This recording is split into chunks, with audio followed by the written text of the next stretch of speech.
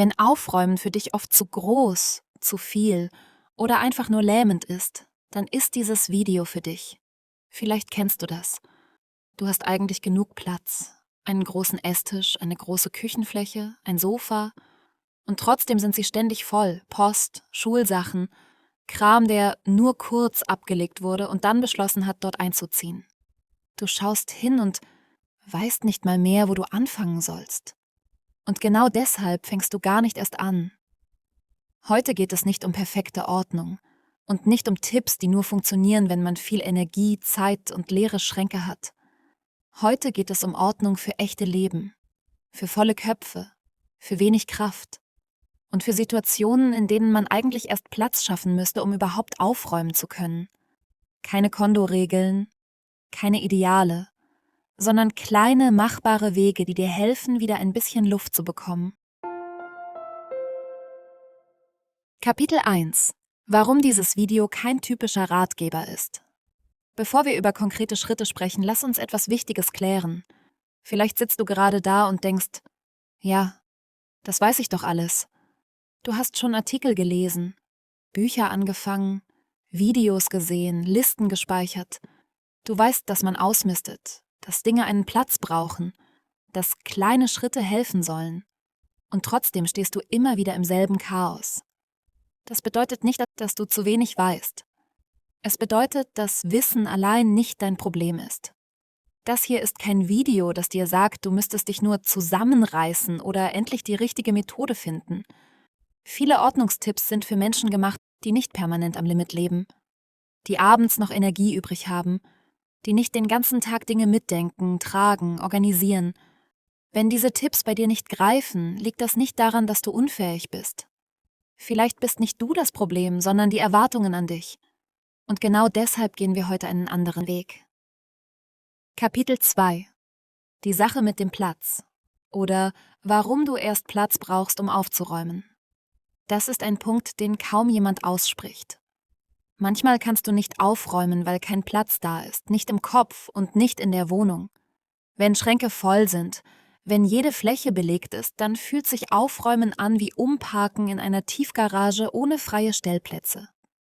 In solchen Phasen geht es nicht um Sortieren. Es geht um Raum schaffen. Nicht perfekt, nicht endgültig, sondern erstmal, wo kann ich Luft reinbringen? Ein freier Quadratmeter kann mehr verändern als 3 perfekt sortierte Schubladen. Kapitel 3: Ordnung ist keine Disziplin, sie ist Entlastung. Hier kommt ein wichtiger Perspektivwechsel. Ordnung ist kein Selbstzweck, sie ist eine Sprache. Sie sagt deinem Nervensystem, hier ist es überschaubar. Du musst nicht alles gleichzeitig im Blick behalten. Du darfst kurz runterfahren. Die wichtigste Frage ist also nicht, wie bekomme ich alles weg, sondern wo kann ich mir zuerst Luft verschaffen? Kapitel 4: 3 freundliche Einstiege, auch mit wenig Energie.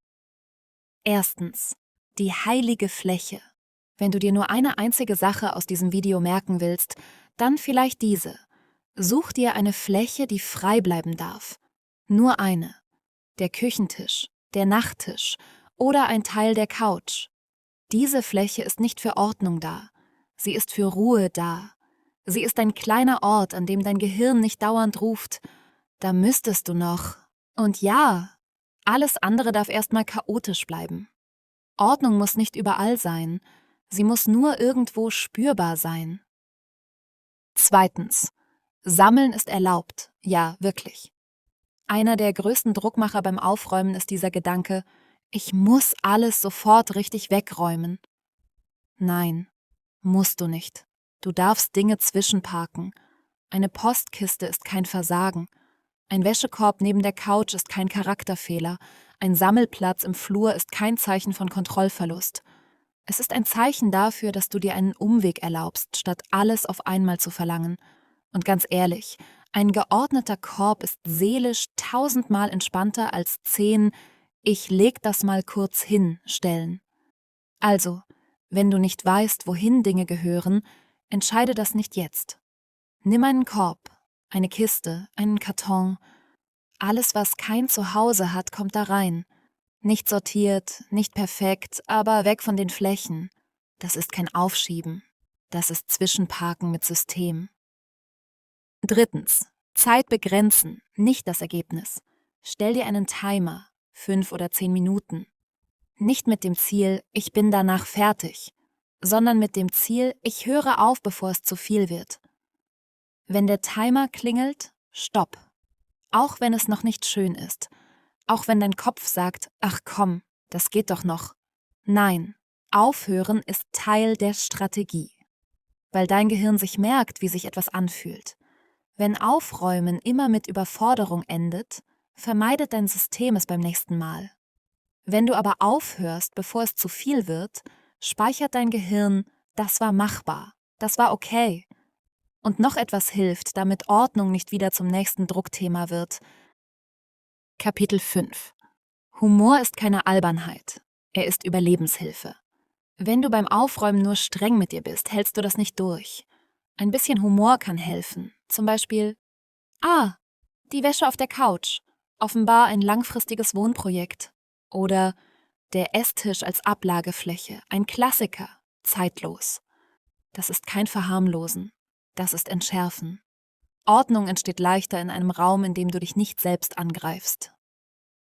Kapitel 6. Warum Motivation überschätzt wird.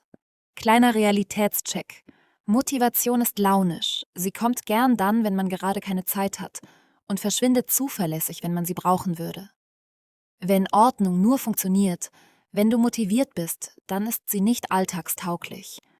Deshalb brauchen wir Systeme, die auch an müden Tagen greifen. Und Systeme dürfen simpel sein, sichtbar sein und manchmal auch ziemlich unspektakulär.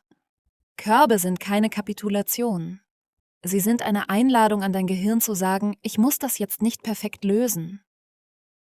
Fazit: Wenn du aus diesem Video nur eines mitnimmst, dann vielleicht das. Ordnung muss bei dir nicht halten, um wertvoll zu sein. Manchmal entsteht sie nur für einen Moment. Und manchmal verschwindet sie wieder, weil das Leben dazwischen funkt.